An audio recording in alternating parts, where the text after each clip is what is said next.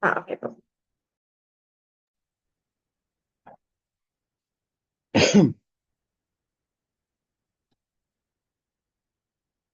Ayan. Good evening ulit. So tuloy tayo. So yun nga, ah, Jesus Christ is the image of the invisible God. Okay? In John chapter 10, John chapter 10, uh, verse 30, ito, sabi niya, no? In John chapter 10, verse 30, I and my Father are one. Okay? In 31, then the Jews took up stones again to stone him. Then 32, sabi diyan sa 32, Jesus answered them, many good works have I showed you from my Father. For which of those works do ye stone me? Then 33, the Jews answered him, saying, for a good work we stone thee not, but for blasphemy, and because that thou, being a man, makest thyself God. So, sinasabi nila dito, kasi doon sa culture nila, sa time nila, merong stoning na nangyayari. Yung ganun yung parusa nila, si Stephen nga, di ba?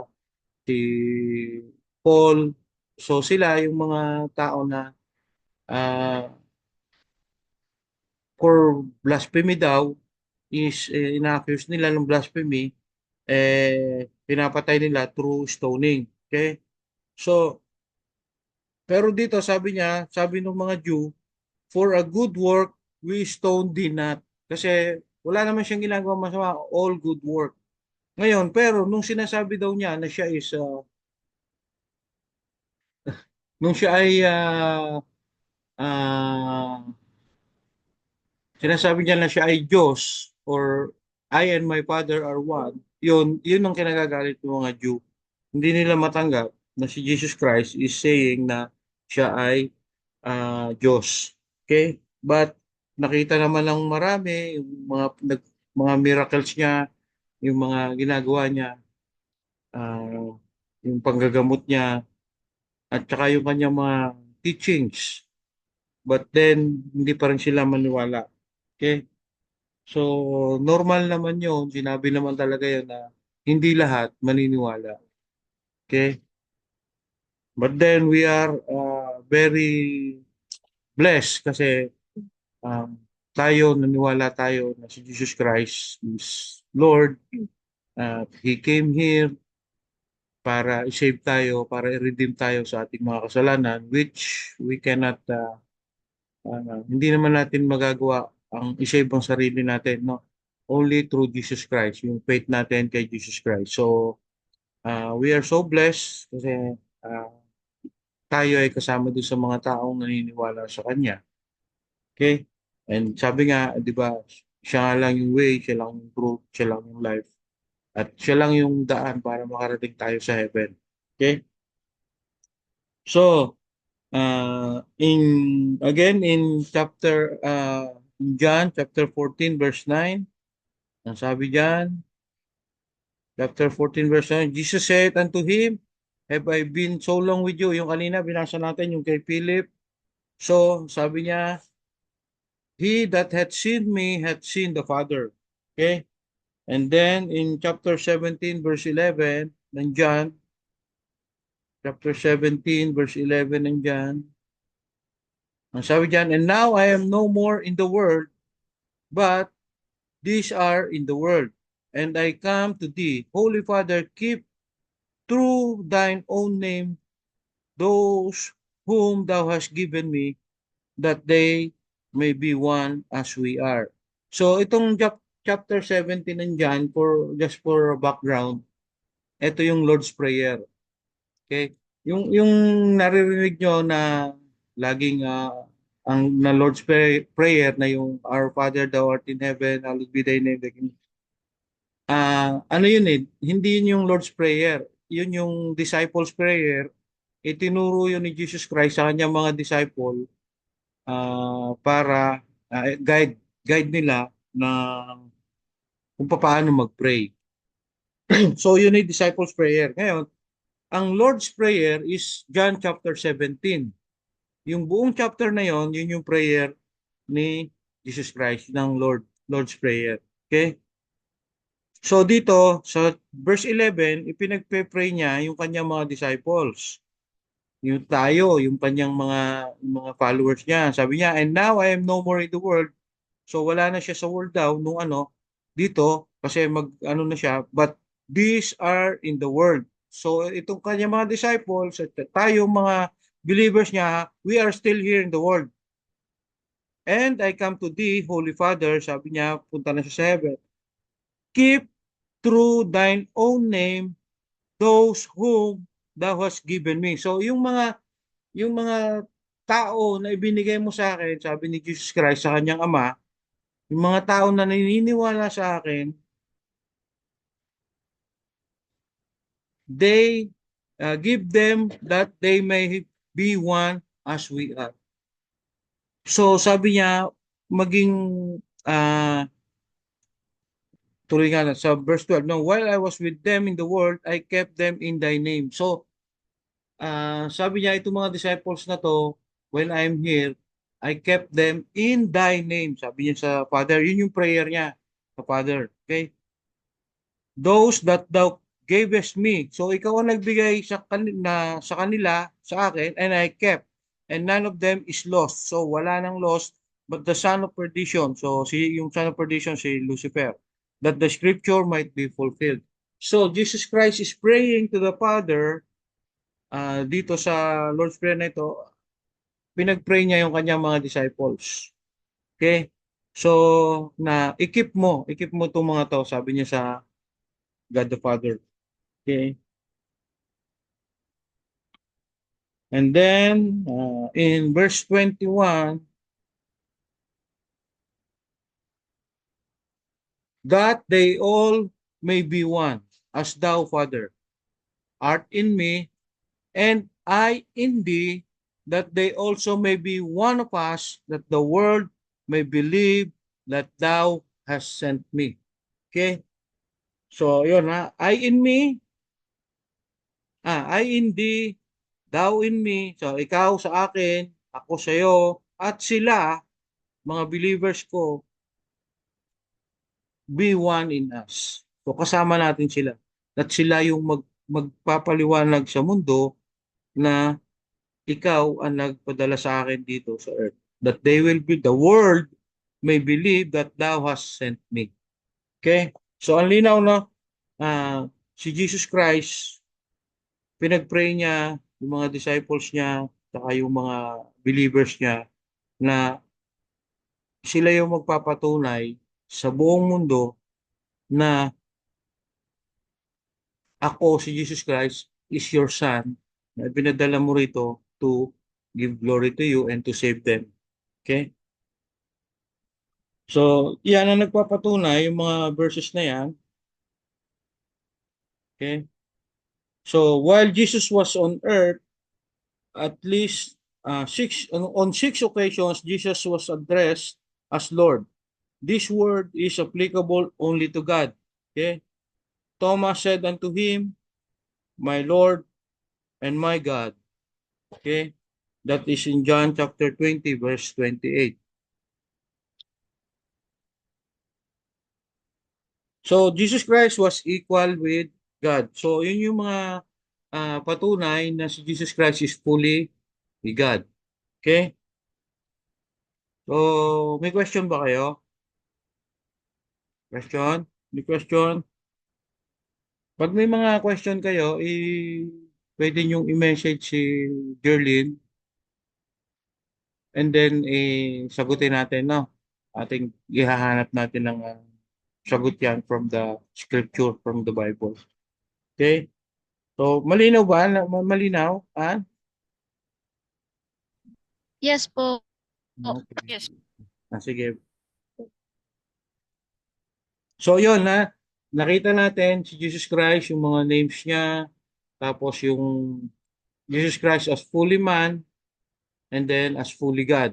So, nakita natin yun na kung paano siya naging fully man and paano siya fully God. So, mahirap bang intindihin na at the same time is tao siya and Diyos siya.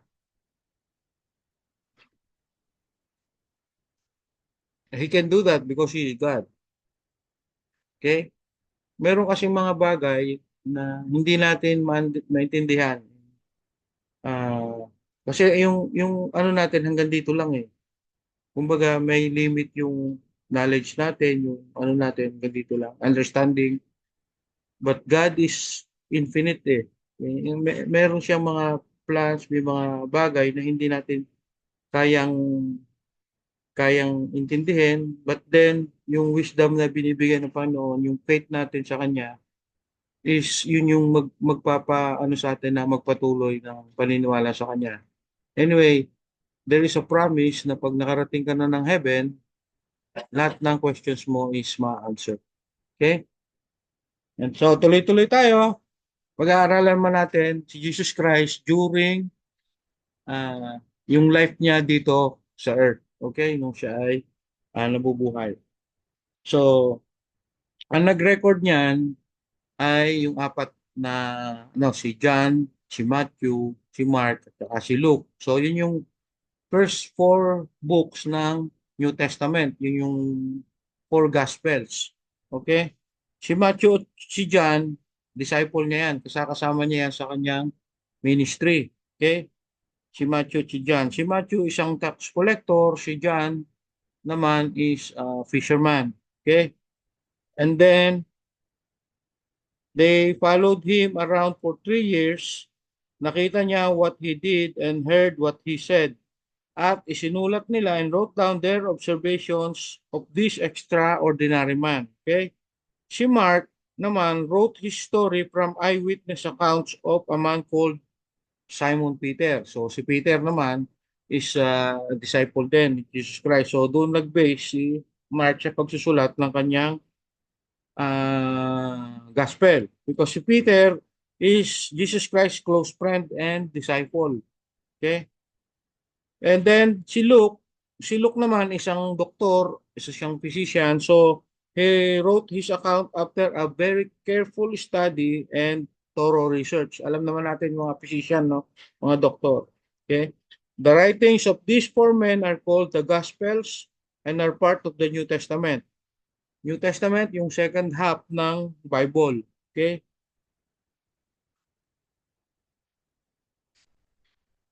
So hundreds of details of Jesus' life were written long before his birth. So nandun sa Old Testament yon. Okay?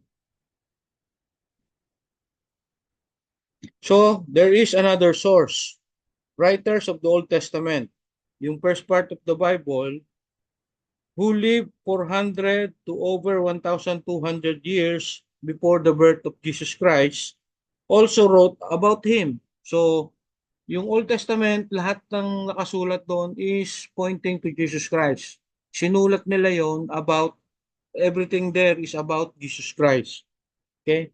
And then, in the New Testament, it's all about, na-reveal na si Jesus Christ, dumating na siya. Okay? So, in the Old Testament, they wrote about him, and it is, they wrote of details such as yung lineage niya, yung nature niya, miraculous and supernatural conception. So nakasulat na yan diyan. Yung yung yung pagiging yung paano siya iaanak through a virgin birth. Nakasulat na yan doon sa Old Testament. Okay?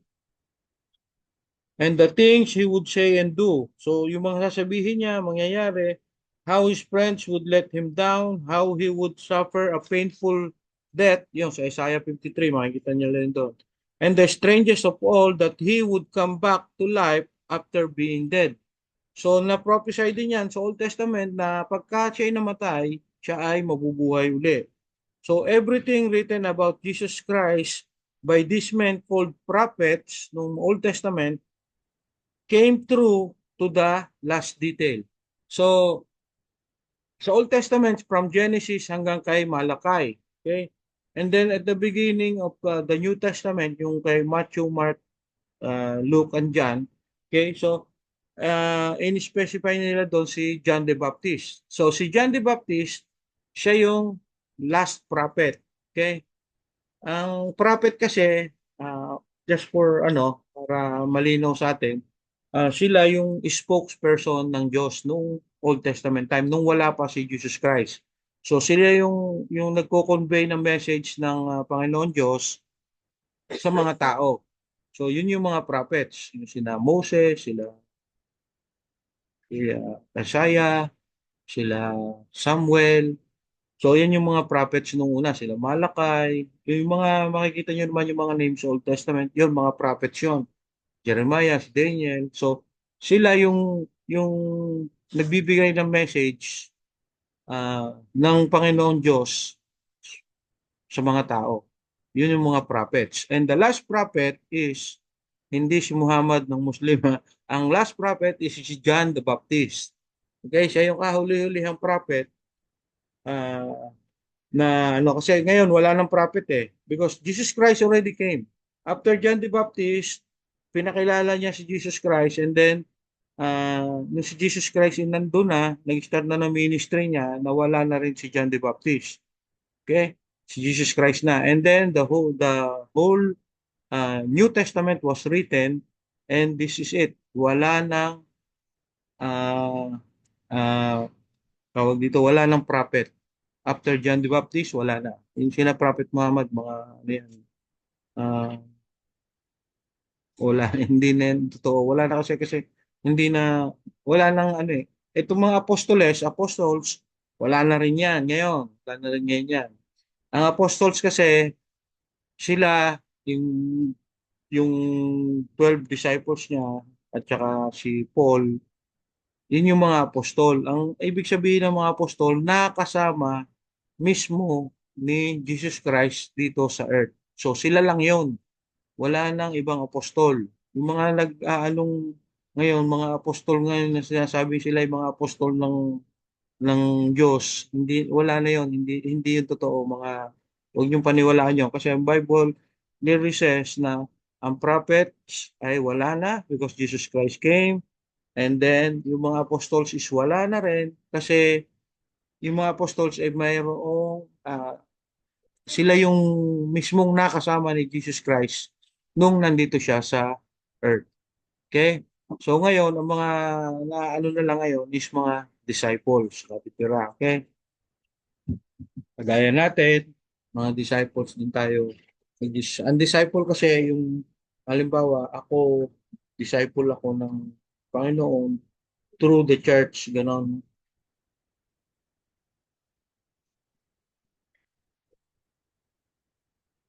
So nililinaw ko lang, ba, dogi-dogi ka. Nililinaw ko lang yung ano, wait, nawala na, natapakan yung,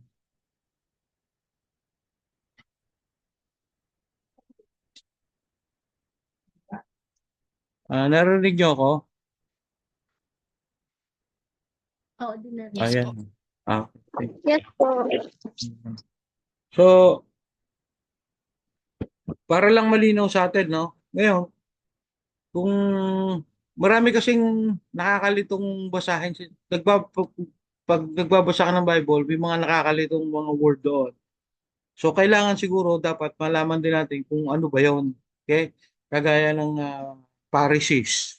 Sino ba yung mga Pharisees na yun? Ano ba yun? No? Tapos may Sadducees. Okay? And then, yung Pharisees at Sadducees, yan yung mga religious leader nung time ni Jesus Christ. Okay? Yung kumbaga, ah, pare, gano'n. Basta mga religious leaders. Ngayon, Pharisees at Sadducees, magkaiba ang paniniwala niyan. Yung Pharisees, naniniwala sila sa resurrection, yung Sadducees, hindi. Okay, but then, during that time ni Jesus Christ, sila ay merong tinatawag na Sanhedrin. Okay, yung Sanhedrin, magkakasama sila doon, parang court na sila yung nagde-decide, parang mga jury, ganon, sa court. So, ganon sila. Halimbawa, merong crime na nangyari or merong ano na kailangang i-judge. So, sila yung mga jury. at part sila ng jury, yung Sanhedrin at saka Pharisees. So sila yung mga religious leaders nung time na yon. Okay? So pag magbabasa kayo ng Bible, madalas sa madadaanan nyo, mababasa nyo yung Pharisees, yung uh, Sadducees, mga Sanhedrin, Gentiles. Yan. Alam niyo ba yung Gentiles? Yung Gentiles tayo. Pag hindi ka Jew, ang Jew Israelites. Okay? Pag sinabing Gentile, hindi ka Jew. Okay? Yun, Gentile yun. So tayo, mga Jew. Okay? Mga Romans, Jew yan. Basta hindi, Jew yan. Yung Gentiles yan. Basta hindi siya Jew, hindi ka Israelites, Jew ka. Ba yan? Pag ito, Gentile ka. So, inano ko lang yung mga words dyan na para pag nagbabasa kayo, malinaw. Okay? And then, tuloy tayo.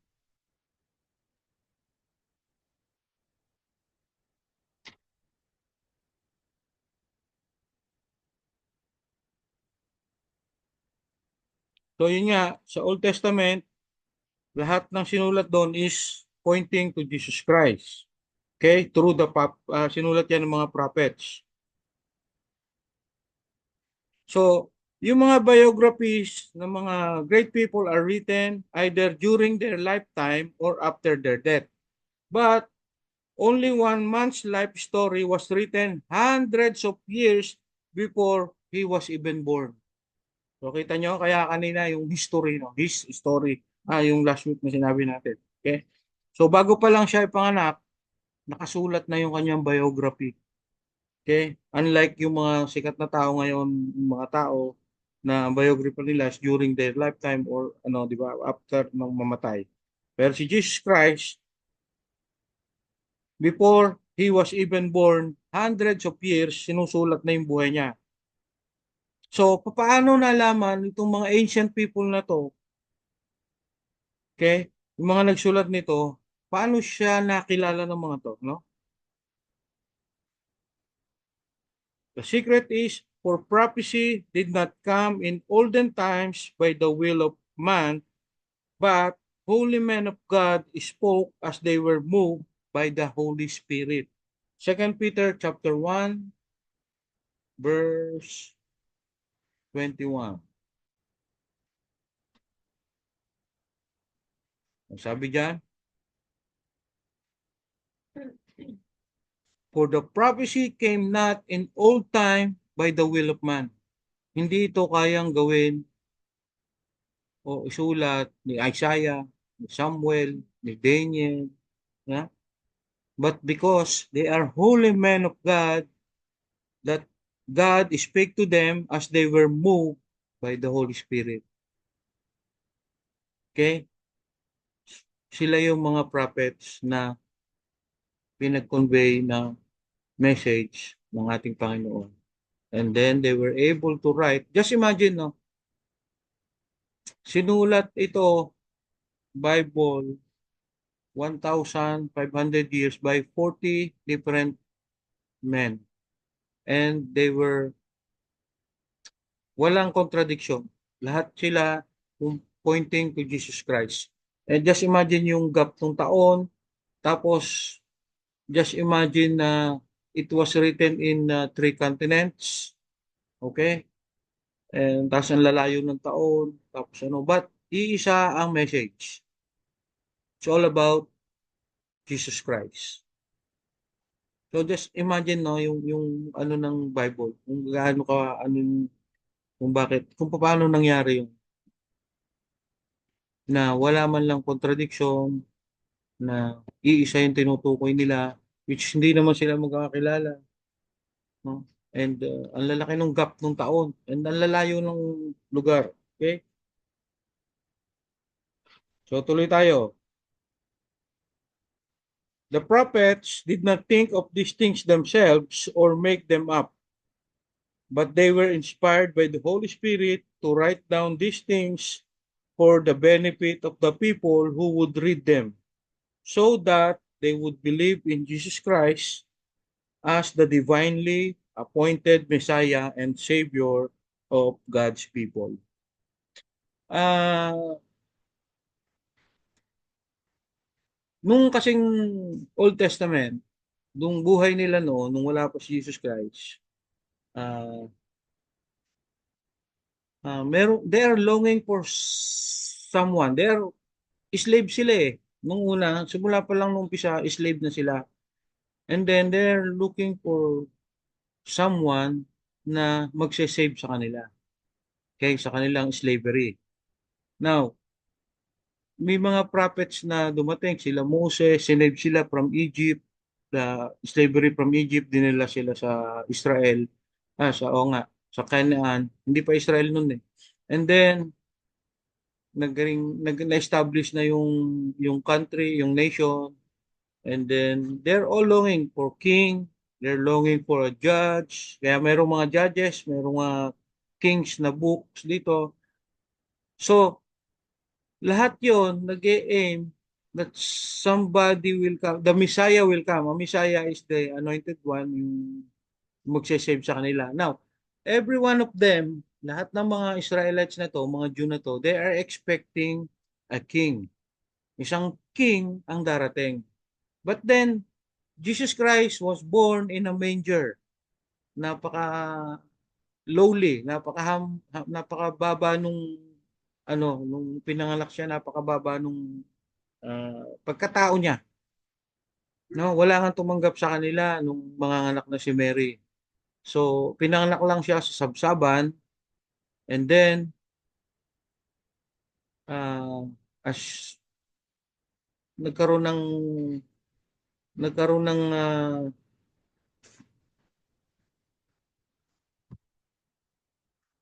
nagkaroon ng takot pati yung mga Romans noon kaya lahat ng bata 2 years and below is pinapatay.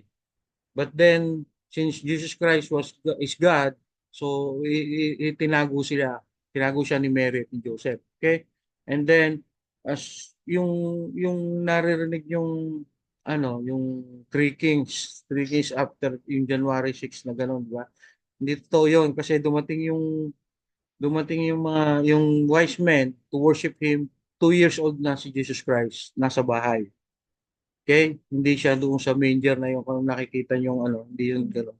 Sa Bible is saying that uh, pinapatay lahat ng 2 years old pababa. Okay? Batang lalaki. Kasi ang sinasabi nga ng mga Jew is the king was born already. Yung Messiah. Okay? And then, uh, ano pa ba? So, everything there is pointing to Jesus Christ. And now, na disappointed ang mga Jew kasi akala nila mawawala sila sa ah, ah, slavery o sa pananakop ng mga Romans pagdating nitong Messiah ito because they're expecting isang mayaman na tao, powerful na tao, magiging hari na siya ang tutubos or mag ah, magpapalaya sa kanila through sa Roman Empire. So that is what they are expecting sa isang Messiah. But then the Messiah came is isang mahirap lang, isang karpintero. But that is different. Jesus Christ is the King of Kings. He is the Lord of Lords. He came to save the lost. Siya yung hari ng lahat. Okay? Because He is God. He came there hindi para i-save sila sa but to save yung spirit natin. To save us from hell. To save us from the wickedness of this world. So, yun yung purpose ni Jesus Christ, hindi para na pagpunta rito not to save the Israelites only, the Jews only, not to save them para kanilang pagiging slave or sakop sila ng Roman Empire that time, but he came here to save all, lahat ng tao na maniniwala sa kanya is masasave at mapupunta sa heaven. Sabi nga, ang hell po is not ruled by Satan. Hell is nandyan yung hell because God is holy and pag siya nagalit, mayroon ding wrath ang God. Now, ikaw bilang tao, kung hindi ka susunod sa kanya or maniniwala sa kanya dahil ikaw ay sinner, makasalanan ka, you deserve hell. So, nandun yung justice in judgment ng Panginoong Diyos. He is not only holy God, he is a God of wrath also. Nagagalit din siya. So, yun yung ano, yun yung parusa sa mga taong hindi naniniwala sa kanya. Okay? Meron pa nga akong narinig, no? Ang sabi na preaching, ang sabi, parang kay John MacArthur ko yata narinig yun, na pag parang may level of ano pa rin daw dun sa hell, level of parusa or something o mas mahirap. Ang mga taong hindi naniniwala is there, susunog dun sa ano, ngunit hindi namamatay. But then yung mas mahigpit daw yung mararanasan ng tao na nakarinig ng salita ng Diyos but they ignore it. Na hindi nila uh, narinig mo but you did not accept. You did not so mas si John MacArthur kay John MacArthur ko narinig. Sabi niya mas matindi yung mararanasan ng taong nakarinig but he did not accept the Lord Jesus Christ. Mas maano daw. So, anyway, yun yung turo ni John MacArthur. Okay, so tuloy tayo. Yun nga, hindi inisip ng mga propeta, hindi nila alam na yung kanilang mga sinusulat, but they were guided by the Holy Spirit. Yung mga sinulat nila is all pointing to Jesus Christ. And when he came, these Jews na they are reading this Bible, especially yung mga Pharisees and Sadducees, yung mga nakasulat sa Old Testament, binabasa nila yan. And they are master of that. Alam na alam nila yan, yung law. Lalo yung law ni Moses. So alam na alam nila yan. But because they don't believe, hindi nila makita yung purpose ng pagdating ni Jesus Christ. Hindi nila yun matanggap. Just imagine now, nung si Jesus Christ ay hatulan, ang mga Jew kasi, itong mga to, merong parusa yan na stoning. Pinapatay, true stoning. Okay? But think about this. Jesus Christ is a Jew, pero he was not stoned to death. He is, ipinako siya sa krus, which is uh, paraan ng pagbitay ng Romans. So, just imagine, no, bakit hindi pinatay si Jesus Christ through stoning, which is, yun yung paraan ng Jew as capital punishment. Kasi wala silang makitang kasalanan sa kanya. Hindi nila siya magawang patayin through stoning. So what they did, minanipulate nila yung Romans. Since yung Roman government, wala namang pakialam yan.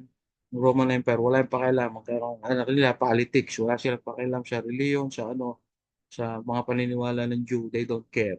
So, minanipulate nitong mga Pharisees kasi binigyan sila ng power ng ano Roman Empire to continue yung kanilang mga beliefs doon. So, meron din silang power but they are under the Roman Empire. So when they wala silang magawa kay Jesus Christ kasi wala silang makuhang hindi nila mapatunayan na may kasalanan to. So they refer him sa sa Rome. And then nung dali siya kay Pilate, sabi ni Pilate, wala naman akong makitang kasalanan dito sa taong to. Okay? But then inano nila itong mga Roman governor na ay ito, pag ito sabi nila, ito yung magkahari. Ito, rebellion yan sa inyo. Ganon, yung mga minanipulate nila. So, just to satisfy these Pharisees, mga, anong to? O sige, ipagpapalit ko, tingnan natin, maglalabas ako ng isang tao, si Barabbas. O, pamimiliin na lang natin yung ano. Sinong gusto nyo bitayin dito? Sabi niya, palayaan nyo si Barabbas si Jesus Christ ang bitayin. So, nag-decide na sila, okay, sige, bitayin. Yung trial ni Jesus Christ is so unfair kasi normally ang trial is inaabot ng weeks o days. So let's say minimum 6 days ganon. But Jesus Christ, isang araw lang, noon lang yon. And then, binitay na agad siya kinabukasan. So, unfair trial talaga yung nangyari sa kanya. But then, may fulfillment yon. Lahat yon ay may purpose. And that the redemption plan of God was fulfilled. Kasi,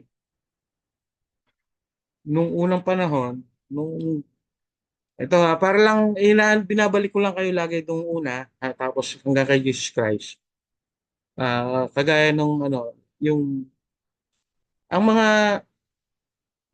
Levites kasi, yan yung nagte-take care ng synagogues, mga temple, yung mga religious nung Old Testament time. Now, merong mga high priest na nag-o-offer ng lamb.